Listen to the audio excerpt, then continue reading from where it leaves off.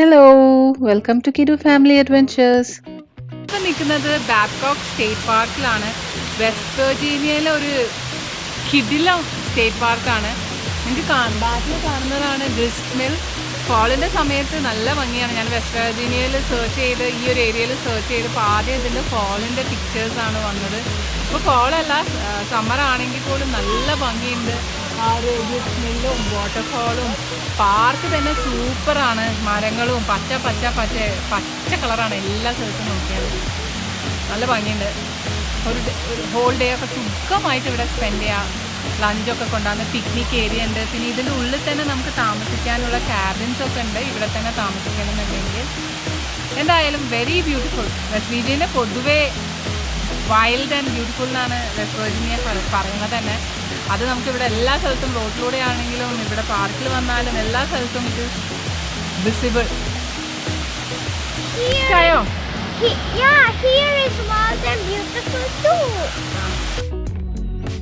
കഴിഞ്ഞ എപ്പിസോഡിൽ ഞാൻ കാണിച്ച വുഡൻ ക്യാബിൻ, അവിടെയാണ് ഞങ്ങൾ താമസിച്ചത്. ആ ഒരു ലോക്ക് ക്യാബിന് ഒരു 10 മിനിറ്റ് ദൂരേ ഉള്ളൂ ഈ ബാബ്കോക്ക് സ്റ്റേറ്റ് പാർക്കിലേക്ക് പോകുന്നത്. വഴി തന്നെ നല്ല സൂപ്പറാണ്. നമുക്ക് നാട്ടത്തേക്ക് പോലെ തോന്നും കേട്ടോ. വെസ്റ്റ് വെർജീനിയ, നോർത്ത് കരോലിന, അവിടെ ടെനസി ആ ഭാഗത്തൊക്കെ കുറേ നാടിന് പോലെ തോന്നും. അപ്പം ഇതാണ് ബാബ്കോക്ക് സ്റ്റേറ്റ് പാർക്കിൻ്റെ എൻട്രൻസ്. ഇവിടെ ഉള്ളിൽ തന്നെ ക്യാബിൻസ് ഒക്കെ ഉണ്ടായിരുന്നു, പക്ഷേ എനിക്ക് അതൊന്നും അറിയില്ലായിരുന്നു. But then there are 28 cabins. അങ്ങനെ കുറേ അക്കോമഡേഷൻ സൗകര്യങ്ങളൊക്കെ തന്നെ ഉള്ളിൽ തന്നെ ഉണ്ട്. അപ്പം ഇതാണ് ബാബ്കോക്ക് സ്റ്റേറ്റ് പാർക്കിൽ ഒരു ബാബ്കോക്ക് സ്റ്റേറ്റ് പാർക്ക് എന്നല്ല, വെസ്റ്റ് വെർജീനിയ തന്നെ one of the iconic structures എന്ന് പറയുക ഗ്രിസ്റ്റ് മിൽ അല്ലെങ്കിൽ ഗ്ലേഡ് ഗ്രിസ്റ്റ് മിൽ എന്ന് പറയുന്ന സംഭവം. അപ്പം ഇത് ഫങ്ഷണലാണ്. ആ കൂപ്പർ മില്ലിൻ്റെ ഫങ്ഷണൽ മോഡലാണ് ഈ ഗ്രിസ്റ്റ് മില്ല്. ഫോളിലാണ് ഇവിടെ കളർഫുൾ, പക്ഷേ it's very beautiful in summer also. നിങ്ങൾക്ക് ഈ കാണുന്ന ആ ഗ്രിസ്റ്റ് മില്ല് വർക്കിംഗ് ഒക്കെ കാണാൻ വേണ്ടി പറ്റും. ഞങ്ങൾ ഈവനിങ് ആണ് വന്നത്, അപ്പോഴത്തേക്ക് ഇവിടെ അടച്ചു തുടങ്ങിയിട്ടുണ്ടായിരുന്നു. സമ്മർ സീസൺ ആയതുകൊണ്ട് ലൈറ്റ് കുറേ നേരം ഉണ്ടാവും. പിന്നെ കൊറോണ ആയതുകൊണ്ട് തന്നെ ആരും ഉണ്ടായിട്ടില്ല. അവിടെ ഷോപ്സും ഗിഫ്റ്റ് ഷോപ്പും ഒക്കെ നേരത്തെ തന്നെ അടിച്ചു. ഇറ്റ്സ് വെരി ബ്യൂട്ടിഫുൾ എന്ന് പറഞ്ഞാൽ very calm and quiet place ആണ്. എനിക്ക് ഈ ആൾക്കാരില്ലാത്ത സ്ഥലത്ത് പോകാൻ ഒത്തിരി ഇഷ്ടമാണ്. അപ്പോൾ ഇവിടെ വളരെ കുറവായിരുന്നു ആൾക്കാർ. മോസ്റ്റ്ലി വെസ്റ്റ് വെർജീനിയ മൊത്തം അങ്ങനെയായിരുന്നു. ഈ കൊറോണ കാലം ആയതുകൊണ്ടായിരിക്കും. ഞങ്ങൾ ജൂലൈയിലാട്ടോ ഇവിടെ പോയത്. ഇപ്പം ജൂലൈ കഴിഞ്ഞിപ്പം ഡിസംബറായി. പതുക്കെ ഞാൻ ഓരോ എപ്പിസോഡ് ഇട്ട് വരുമ്പോഴത്തേക്ക് ഡിസംബറായി. So this is the gift ഷോപ്പും ആ സെൻറ്ററും ഒക്കെ. പക്ഷേ നമ്മൾ 5 മണി വരെയോ അങ്ങനെ 4 മണി വരെ എന്തോ അത് ഓപ്പണിംഗ് ഉള്ളൂ. അപ്പോൾ ഞങ്ങൾ താഴെയൊക്കെ പോയിട്ട് പിന്നീടാണ് അതിൻ്റെ ഉള്ളിലേക്ക് ചെന്നത്. അപ്പോൾ അതിൻ്റെ ഉള്ളിലേക്ക് കയറാൻ പറ്റില്ല, ഇറ്റ് വാസ് ക്ലോസ്ഡ്. സോ ഇവിടെ കുറേ കഴിക്കാനുള്ള സ്ഥലങ്ങളും ഒക്കെ ഉണ്ട്. ഈ ഗ്രിസ്റ്റ് മില്ലിൻ്റെ തൊട്ടടുത്ത് തന്നെയാണ് നമ്മൾ താമസിക്കുന്ന ക്യാബിൻസൊക്കെ. ആ ക്യാബിൻസൊക്കെ ഞാൻ കണ്ടായിരുന്നു കേട്ടോ, ഞങ്ങൾ വരുമ്പോൾ കണ്ടായിരുന്നു. We didn't know. അപ്പോൾ ഇവിടെ വരികയാണെങ്കിൽ ബാബ്കോക്ക് സ്റ്റേറ്റ് പാർക്ക് ഈ ഒരു ഏരിയയിൽ വരികയാണെങ്കിൽ അവിടെ തീർച്ചയായും ബുക്ക് ചെയ്യാം. നല്ല സെറ്റിംഗ് ആണ്. നമുക്ക് ഈ ഒരു റിവറും അതൊക്കെ ഇങ്ങനെ പാസ് ചെയ്യുന്നതും ഒക്കെ ഇങ്ങനെ കാണാൻ വേണ്ടി സാധിക്കും. പിന്നെ ആ ന്യൂ റിവർ ഗോർജ് ബ്രിഡ്ജ് എന്ന് പറഞ്ഞാൽ അവിടെ നിന്ന് 20 മൈലേ ഉള്ളൂ. ഈ വെസ്റ്റ് വെർജീനിയൻ്റെ പിക്ചേഴ്സ് നമ്മൾ എപ്പോഴും നോക്കുകയാണെങ്കിൽ ഈ റിവർ ഗോർജ് ബ്രിഡ്ജും ഈ ഒരു ഗ്രിസ്റ്റ് മില്ലും ആണ് നമുക്ക് എപ്പോഴും കാണാൻ സാധിക്കുന്ന പിക്ചേഴ്സിൽ. ഇവിടെ ആൾക്കാർ ഇറങ്ങുന്നുണ്ട്, ചിലവരൊക്കെ ആ വെള്ളത്തിൽ ഇറങ്ങുന്നൊക്കെ ഉണ്ട്. ആരും കുളിക്കുന്നതൊന്നും കണ്ടില്ല, പറ്റുമെന്നൊന്നും അറിയില്ല. പക്ഷെ നമ്മൾ ആ റിസ്ക് ഒന്നും എടുത്തിട്ടില്ല. But it is pretty beautiful. പ്രത്യേകിച്ച് ഫോളിൻ്റെ സമയത്തൊക്കെ വെസ്റ്റ് വെർജീനിയ വരാണെങ്കിൽ ദിസ് ബാബ്കോക്ക് സ്റ്റേറ്റ് പാർക്കും അതിൻ്റെ സംഭവങ്ങളും ഒക്കെ ഫോട്ടോഗ്രാഫിൻ്റെ ഒരു പാരഡൈസ് ആണ് ആ ഒരു സ്ഥലം. നമുക്ക് എല്ലാ ഫോട്ടോസിലും കാണാൻ പറ്റും ഫോളിൻ്റെ വെസ്റ്റ് വെർജീനിയ പിക്ചേഴ്സൊക്കെ നോക്കുകയാണെങ്കിൽ. അപ്പം പിന്നെ പാർക്കിൽ ഒരുപാട് കാണാനുണ്ട്. 4000 പരം ഏക്കറുള്ള വലിയ പാർക്കാട്ടോ സ്റ്റേറ്റ് പാർക്ക് എന്ന് പറഞ്ഞിട്ട് ചെറുതാണെന്നൊന്നും വിചാരിക്കേണ്ട. It's a huge park. ഇവിടെ ഇങ്ങനെ ഒരു ലേക്ക് കണ്ടു. As usual no one was there. നിങ്ങൾക്ക് കാണാം, നിങ്ങൾ മാത്രം ആ പാരിസ് ലേക്കിലുള്ളൂ. It's a very beautiful lake. അപ്പോൾ ഇതിൻ്റെ ഒരു ലുക്ക് കണ്ടപ്പോൾ എനിക്ക് മൂന്നാറൊക്കെ പോരാ. മൂന്നാറിൽ ആ ഒരു ലേക്കിൻ്റെ ആ ഒരു ഏരിയ ഒക്കെ പോയി. പക്ഷെ പ്രിറ്റി ക്ലീൻ ആൻഡ് ആയിട്ട് ഇങ്ങനെ എന്താ പറയുക, നമുക്ക് വെള്ളം ഇങ്ങനെ നോക്കിയാൽ കണ്ണാടി പോലെ തിളങ്ങുന്ന വെള്ളമായിരുന്നു. പ്രത്യേകിച്ച് ആരും ഇല്ലാത്തതിനെ കൊണ്ട് അതിൻ്റെ ഭംഗി ഒരു 100 ഇരട്ടി കൂടി എന്ന് പറയാം. ആ പാർക്കിംഗ് ലോട്ടിൽ ഞങ്ങളെ കാറും അല്ലാതെ വേറെ 2-3 കാറും കൂടിയേ ഉള്ളൂ. പക്ഷെ ഞാൻ അവിടെ കുറേ നേരം നിന്നപ്പോൾ ആ ബോട്ടിൽ ആൾക്കാർ കയാക്കിംഗ് ഒക്കെ ചെയ്യുന്നുണ്ടായിരുന്നു. പിന്നെ ഇത് അവിടെ കാണുന്ന ബോട്ടൊക്കെ നമുക്ക് അവിടെ റെന്റിനൊക്കെ എടുത്തിട്ട് 1 മണിക്കൂർ അങ്ങനെയൊക്കെ ഓടിക്കാനൊക്കെ പറ്റും ബോട്ട്.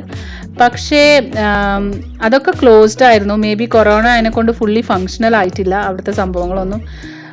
ബട്ട് സ്റ്റിൽ ആൾക്കാർ നേരത്തെ വന്ന് എടുത്തോ എന്തോ, ഞങ്ങൾ വരുമ്പോൾ അതൊക്കെ എന്തായാലും ക്ലോസ്ഡ് ആയിരുന്നു. പക്ഷേ it is A pretty good place. നമുക്ക് ബോട്ടിംഗ് ഒക്കെ ചെയ്യണമെങ്കിൽ നല്ലൊരു പ്ലേസാണ്. ഇഷ്ടംപോലെ മീനുണ്ടായിരുന്നു. ആ ലേക്ക് നമ്മൾ നോക്കുകയാണെങ്കിൽ ഒരുപാട് മീൻ കാണാൻ പറ്റും. കുറേ നേരം ഞങ്ങൾ സ്പെൻഡ് ചെയ്തു. ആ സമയത്ത് മോനാണെങ്കിൽ ഞങ്ങൾ റോഡ് ട്രിപ്പിൻ്റെ സമയത്ത് സ്കേറ്റ് ബോർഡ് എടുത്തിട്ടുണ്ടായിരുന്നു. So he was practising skate board.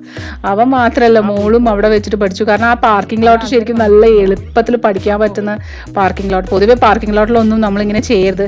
പക്ഷെ നിങ്ങൾ കാണുന്നവർ അവിടെ ഒരു ആളില്ല, 2-3 കാറും പിന്നെ ബോട്ട് കൊണ്ടുവരുന്ന ഒരു ബോട്ട് ഡോക്ക് ചെയ്യുന്ന ഒരു സ്ഥലമാണ് അവിടെ. ആൾക്കാർക്ക് പ്രൈവറ്റ് ആയിട്ടും ബോട്ട് കൊണ്ടുവന്ന് അതിലേക്ക് ഇറക്കാൻ പറ്റുന്ന സ്ഥലം. So this is how it looks like. കുറേ നേരം ഞങ്ങളിവിടെ സ്പെൻഡ് ചെയ്തു. ഞങ്ങളുടെ വുഡൻ ക്യാബിൽ നിന്ന് ഇങ്ങോട്ട് വന്ന് കുറേ നേരം ഇവിടെ ഇരുന്ന്, എന്താ ബോളി ലേക്ക്, ആ ലേക്കിൻ്റെ പേരാണ്. രാമും ഒക്കെ എല്ലാവരും ഞാൻ ട്രൈ ചെയ്തില്ല. എനിക്ക് പിന്നെ വീണ് നടുപൊടിയാൻ താല്പര്യം ഉണ്ടായിരുന്നില്ല, അതുകൊണ്ട് ഞാൻ ട്രൈ ചെയ്യുന്നില്ല. മോള് കുറേ നേരം ട്രൈ ചെയ്തു. It was really beautiful.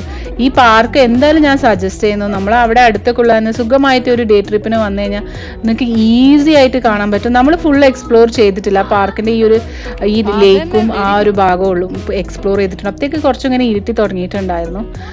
പിന്നെ നമ്മൾ അധികം പോയില്ല. പക്ഷേ ഇനിയും ഒത്തിരി ഇതേപോലത്തെ കാഴ്ചകൾ അവിടെ ഇവിടെയൊക്കെ ഉണ്ടാവും. നല്ല അട്രാക്ഷൻസ് ഒക്കെ ഉണ്ടാവും. പിന്നീട് നമ്മൾ ഈ പോയത് കാനിയൻ റിം വിസിറ്റർ സെന്ററിലേക്കാണ്. ഇത് അവിടുന്ന് നമുക്ക് ന്യൂ റിവർ ഗോർജ് ബ്രിഡ്ജ് കാണാൻ സാധിക്കും. കാർ പാർക്കിങ്ങിന്റെ വിസിറ്റർ സെന്ററിൽ നിന്ന് കുറച്ച് നടക്കാനുണ്ട് നമ്മൾ ആ ഒരു സ്പോട്ടിലേക്ക് എത്താൻ വേണ്ടി. എന്നാലും കുഴപ്പമില്ല, നല്ല ബ്രിഡ്ജൊക്കെ കെട്ടി നല്ല ഭംഗിയാക്കി വെച്ചിട്ടുണ്ട്. അപ്പം ഇതൊരു ആർച്ച് ബ്രിഡ്ജാണ്, 3000 ഫീറ്റ് നീളമുള്ള ആർച്ച് ബ്രിഡ്ജ്.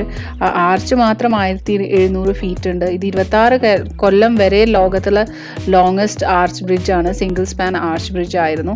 ഇപ്പോൾ ഇത് 4th പൊസിഷനിലാണ്.